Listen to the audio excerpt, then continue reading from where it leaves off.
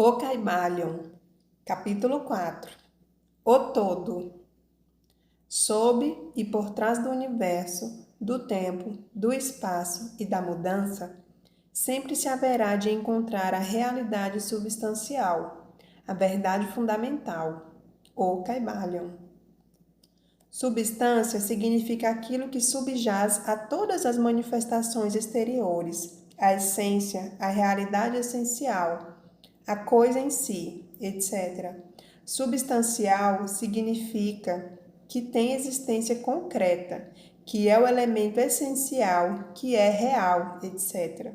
Realidade significa o estado de ser real, verdadeiro, duradouro, válido, fixo, permanente, efetivo, etc.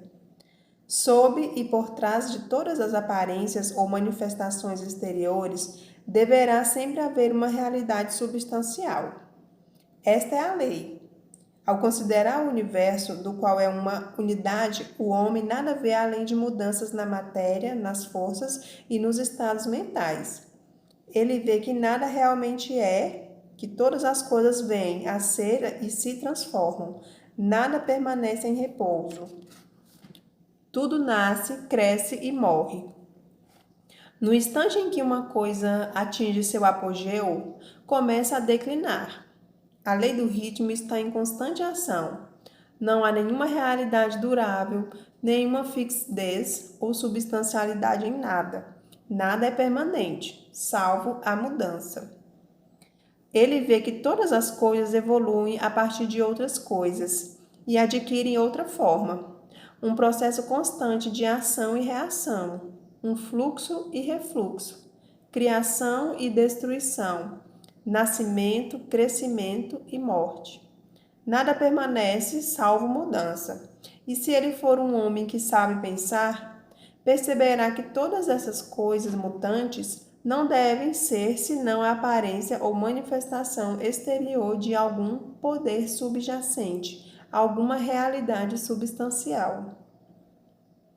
Todos os pensadores, em todos os países e épocas, compreenderam a necessidade de postular a existência dessa realidade substancial. Todas as filosofias dignas desse nome basearam-se nesse pensamento. Os homens deram muitos nomes a essa realidade substancial. Alguns a chamaram pelo nome de divindade, associada a diversos títulos. Outros a chamaram de energia eterna e infinita. Outros tentaram chamá-la de matéria. Mas todos reconhecem sua existência. Ela é evidente por si mesma. Não precisa de nenhum argumento. Nestas lições, temos seguido o exemplo de alguns dos maiores pensadores, tanto do mundo antigo como do moderno, os mestres herméticos, e temos nos referidos a esse poder subjacente, essa realidade substancial, como o todo. Termo que nos parece ser mais abrangente dentre os vários aplicados pelo homem, aquilo que transcende quaisquer nomes e termos. Aceitamos e ensinamos o ponto de vista dos grandes pensadores herméticos de todos os tempos, assim como o ponto de vista daquelas almas iluminadas que alcançaram os planos superiores do ser e afirmam todos que a natureza interior do todo é incognoscível. E isso deve ser assim, de fato, porque nada, a não ser o próprio todo, é capaz de compreender sua própria natureza e ser. Os hermetistas acreditam e ensinam que o todo, em si mesmo, é e deve ser sempre incognoscível. Consideram que todas as teorias, suposições e especulações dos teólogos e metafísicos, no que diz respeito à natureza interior do todo, assemelha-se aos esforços pueris das mentes finitas que anseiam por aprender os segredos do infinito. Esses esforços sempre falharam e continuarão a falhar. Aquele que se lança em tais investigações ficará dando voltas a esmo no labirinto do pensamento, até perder toda a sanidade de raciocínio, ação ou conduta, terminando por ficar extremamente incapacitado para o trabalho da vida.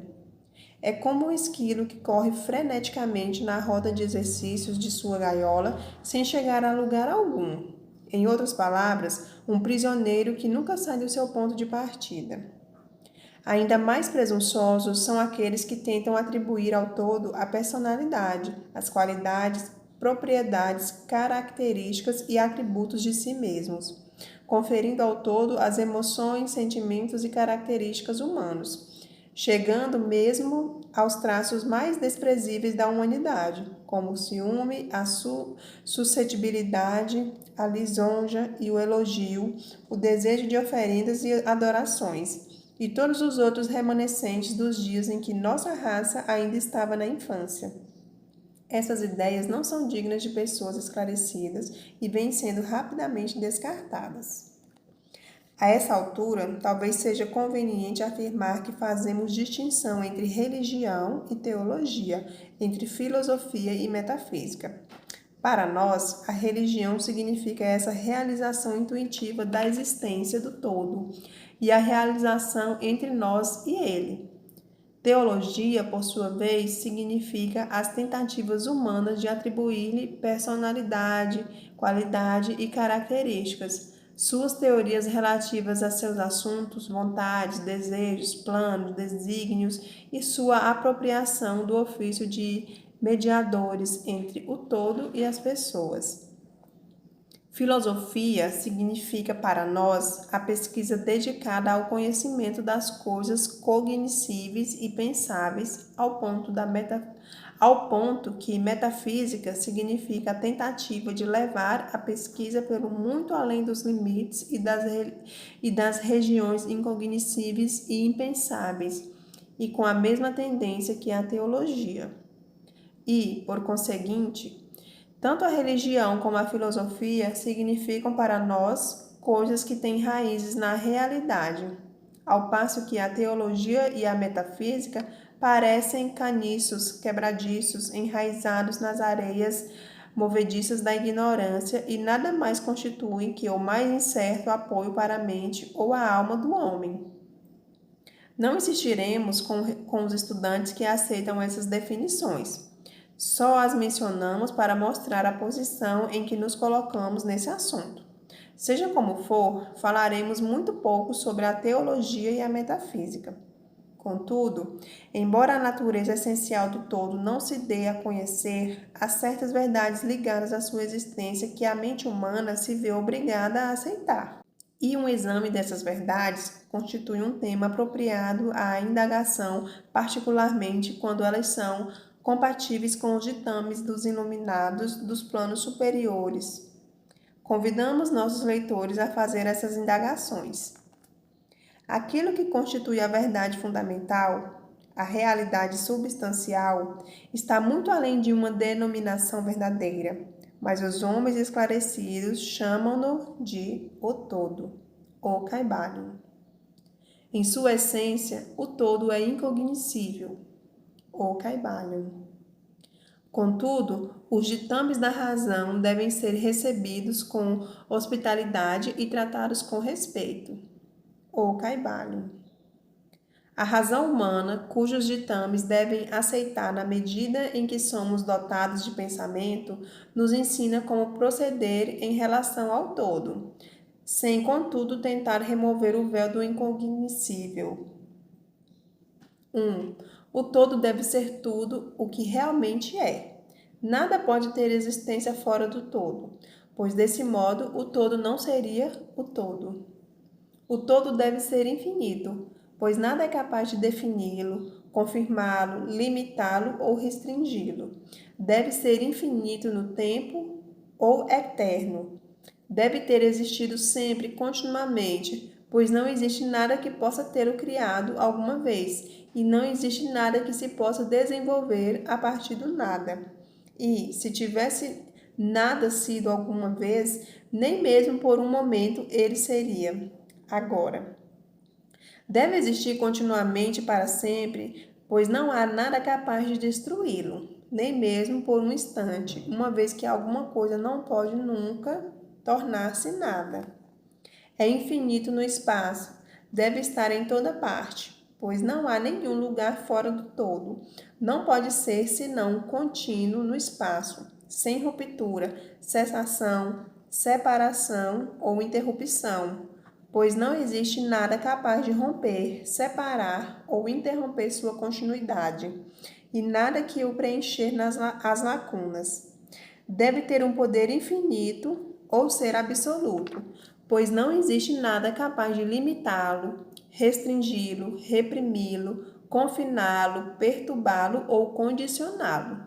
Não está sujeito a nenhum outro poder, pois não existe nenhum outro poder. 3. O todo deve ser imutável ou não sujeito a mudança em sua natureza real, pois não há nada capaz de operar mudanças nele. Nada em que ele pudesse se transformar, nem a partir do que ele pudesse ter sofrido mudanças. Nada pode ser acrescentado ou subtraído. Não pode tornar-se maior ou menor em nenhum aspecto. Deve ter sido sempre e permanecer sempre exatamente como é agora, o todo. Nunca houve, não há neste momento e nunca haverá nada em que possa se converter. Por ser o todo infinito, absoluto, eterno e imutável, deve certamente concluir-se que qualquer coisa finita, mutável, efêmera e condicionada não pode ser o todo. E como não existe nada fora do todo, na verdade, então todas e quaisquer coisas finitas devem ser nulas na realidade. Não se preocupem, nem fiquem confusos. Não estamos tentando levá-los para o campo da ciência cristã sob o disfarce de filosofia hermética. Há uma possibilidade de reconciliação desse estado de coisas aparentemente contraditório. Sejam pacientes, pois lá chegaremos no momento oportuno. Vemos ao nosso redor aquilo que se dá o nome de matéria, que constitui o fundamento físico de todas as formas. Será o todo simplesmente matéria? Será o todo simplesmente matéria? Absolutamente não. A matéria não é capaz de manifestar a vida ou a mente. E uma vez que a vida e a mente se manifestam no universo, o todo não pode ser matéria, pois nada pode elevar-se acima da sua própria origem. Nada jamais se manifesta como efeito que não esteja na causa. Nada existe como consequência que já não seja antecedente. E a ciência moderna nos informa que, na verdade, não existe nenhuma coisa que se possa chamar de matéria. O que chamamos de matéria é simplesmente uma energia ou força interrompida, isto é, energia ou força com baixo grau de vibração. Como afirmou recentemente um autor, a matéria fundiu-se em mistério. Até a ciência materialista abandonou a teoria da matéria e agora repousa sobre a base da energia. Então, o todo é mera energia ou força, nem energia nem força, de modo como os materialistas usam os termos, pois sua energia é força e força são coisas cegas, mecânicas, privadas de vida ou mente. A vida ou a mente não pode evoluir da energia ou força cega, pela razão que demos há pouco. Nada pode levar-se acima de sua própria origem. Nada evolui que não tenha evoluído. Nada jamais se manifesta como efeito que não esteja na causa. Portanto, o todo não pode ser mera energia ou força, pois, se assim fosse, não haveria na existência coisas tais como vida e mente. E sabemos que não é assim, pois estamos vivos e usamos a mente para examinar essa mesma questão, do mesmo modo como estão os que afirmam que tudo é energia ou força. O que será então superior à matéria ou energia, de cuja existência temos conhecimento no universo? Vida e mente. Vida e mente em todos os seus graus variáveis de conhecimento. Então querem nos dizer que o todo é vida e mente. Sim e não, será a nossa resposta. Se a pergunta remeter à vida e à mente do modo como nós, pobres mortais, as conhecemos, nossa resposta será não. O todo não é isso. E então seremos questionados sobre o tipo de vida em mente que pretendemos dar a entender. A resposta será mente vivente, tão superior a tudo que os mortais conhecem por essas palavras, como a vida e a mente são superiores às forças mecânicas ou à matéria.